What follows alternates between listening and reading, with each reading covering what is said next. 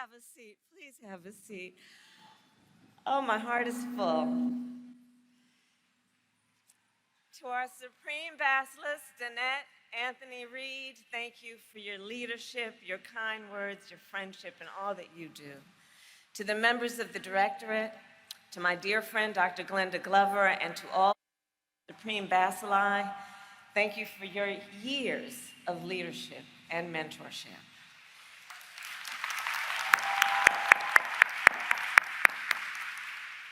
To my line sisters, the 38 jewels of iridescent splendor.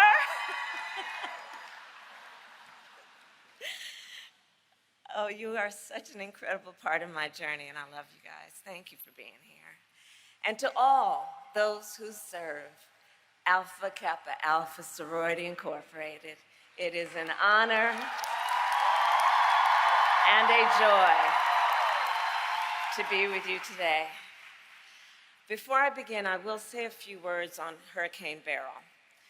Our hearts, of course, are with the millions of Texans who are facing the devastating impact of the storm, and all those who lost loved ones, and the first responders who have worked around the clock to keep people safe, and the line crews who are working as fast as possible to restore power. President Biden has approved a major disaster declaration, and we will continue to stand with the people of Texas as we rebuild and recover. And with that,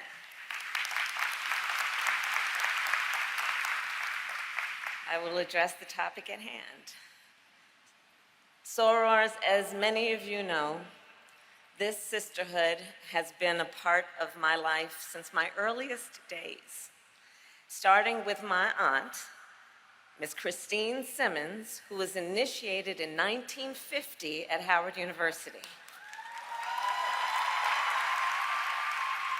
And from 1978 to 1981, she served as Basilisk of Alpha Nu Omega chapter in Oakland, California. And in fact, one summer, Auntie Chris hosted one of our revered founders, Miss Norma E. Boyd, who was then 93 years old.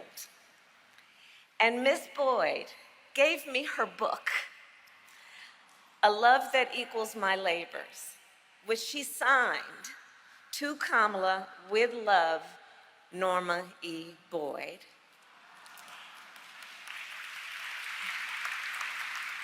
And that cherished book now sits in my West Wing office at the White House. As a testament to our enduring legacy. A legacy that began 116 years ago when Alpha Kappa Alpha Sorority Incorporated was founded to create desperately needed social and legal change and to build networks of support for Black college women. Our sisterhood was also founded, as we know, in the face of profound challenges in our country. Think about it. In 1908, women were not guaranteed the right to vote. There was not a single Black person in the United States Congress. And that year, 89 Black Americans were lynched, and that was just the number that was documented. And yet, despite all of this, and perhaps because of it, our founders believed in the power of sisterhood and service. And our founders believed in the promise of America. A promise of freedom, opportunity, and equality, not for some, but for all. For generations, in furtherance of the vision of our founders, we have fought then to realize that promise. From our creation of the Mississippi Health Project in the 1930s,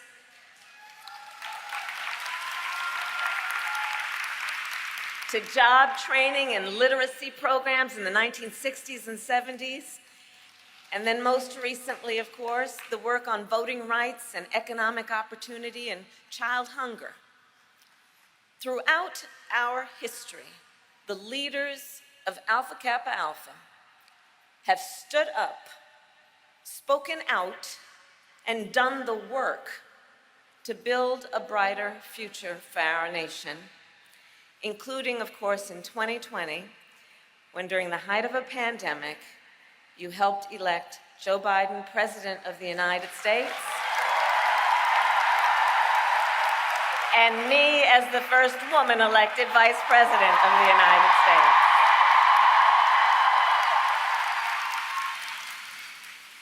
And it is because of your work and your support that we have been able to then fill our administration with incredible leaders, such as Shalonda Young, Soror Shalonda Young,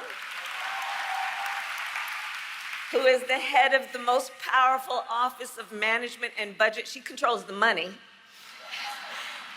And of course, a member of our sorority. The promise of America, the promise of freedom, opportunity, and equality for all people. You know, when we first took office, the President and I knew that to realize that promise, we must address long-standing issues, some issues that people just don't like to even talk about. We decided we must, for example, make health care more affordable, because the reality is that access to health care should be a right and not just a privilege of those who can afford it. We decided to look at specific communities that have been long suffering on specific issues then, including diabetes. So we decided to address the cost of insulin with the knowledge that Black people are 60% more likely to be diagnosed with diabetes.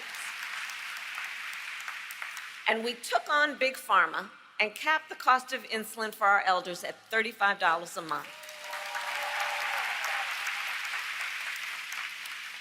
We knew to realize the promise of America, we must address the issue of student loan debt.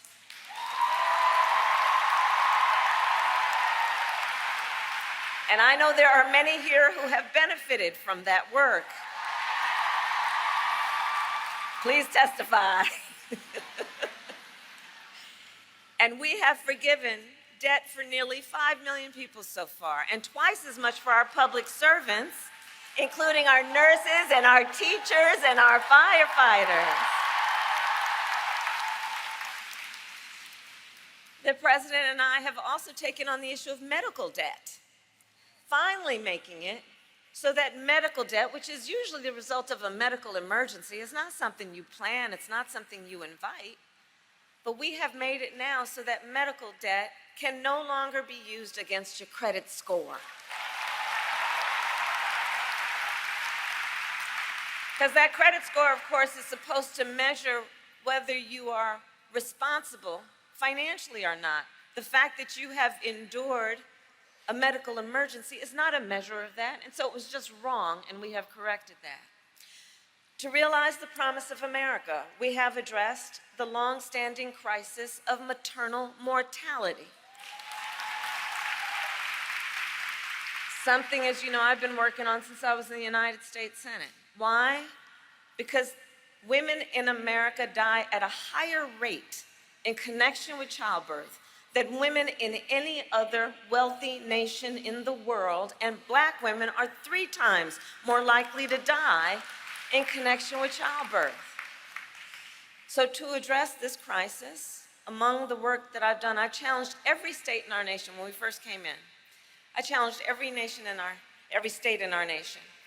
And I challenged them and said, extend Medicaid coverage for postpartum coverage from the measly 2 months a year that you've been doing to a full year. And I am proud to report that when I issued the challenge, only 3 states offered a full year of coverage. Now 46 states offer a full year of coverage. And today I am announcing for the first time we have created national health and safety standards for maternal care. For the first time, national standards. Which means nearly every hospital in our country will soon be required to provide new mothers with delivery rooms that are fully stocked with life-saving medical equipment. It's the first time. So, sorors, all of us here are clear. While we have come a mighty long way, we have more work to do. Across our nation, we are witnessing a full-on assault on hard-fought, hard-won freedoms and rights. The freedom to vote, the freedom to be safe from gun violence, the freedom to live without fear of bigotry and hate, the freedom to love who you love openly and with pride, the freedom to learn and acknowledge our true and full history as America, and the freedom of a woman to make decisions about her own body and not have her government tell her what to do.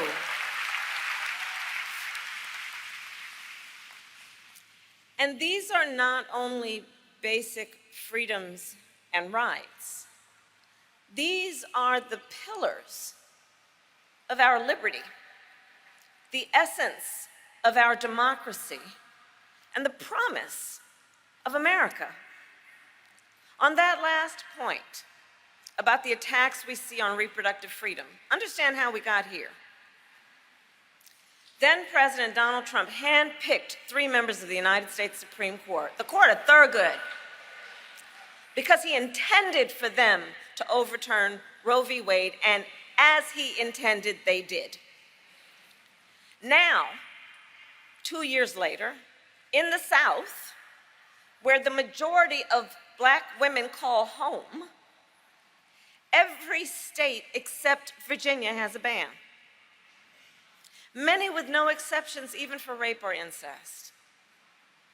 Now, we all know one does not have to abandon their faith or deeply held beliefs to agree the government should not be telling her what to do with her body. If she chooses, she will talk with her priest, her pastor.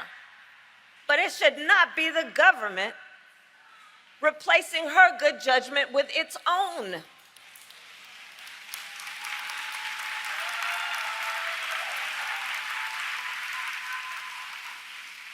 Faith and freedom can coexist. And understand, the former president wants to pass a national abortion ban to outlaw abortion in every single state. But we will not let him.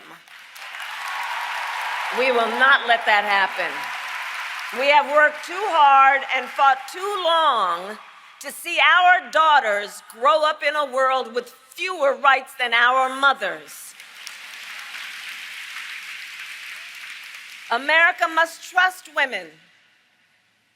America must honor individual choice. America must defend freedom.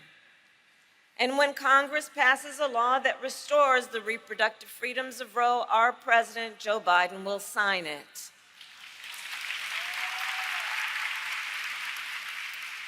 And there is so much at stake in this moment, including last week, when the Supreme Court basically told this individual, who has been convicted of fraud, that going forward he will be immune for activity we know he is prepared to engage in if he gets back into the White House.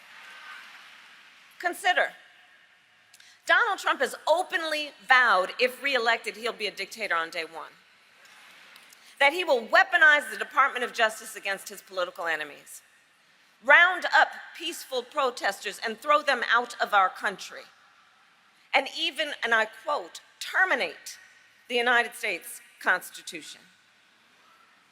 What's more, Trump advisors have created a 900-page blueprint of their agenda for the second term. They call it Project 2025. It includes a plan to cut Social Security, to repeal our $35 cap on insulin, to eliminate the Department of Education and end programs like Head Start. So let us be clear. This represents an outright attack on our children, our families, and our future.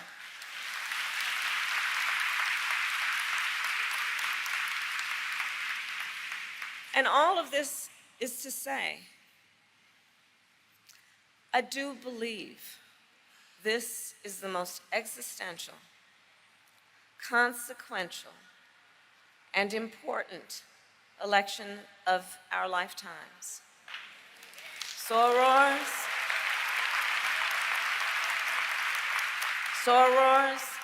this is a serious matter.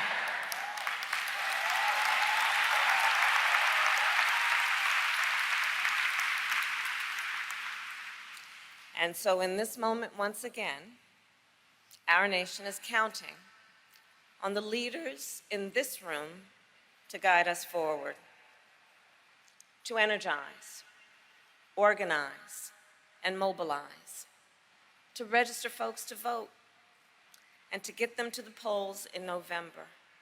Because we know when we organize, mountains move. When we mobilize, nations change. And when we vote, we make history.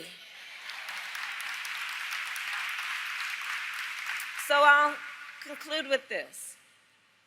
For 116 years, the members of our sorority have been on the front lines of the fight to realize the promise of America. This year, let us continue that work. Let us fight for freedom, opportunity, and equality. Let us, as always, fight with optimism, with faith, and hope. And let us see it through. Because when we fight, we win. God bless you, and God bless the United States of America.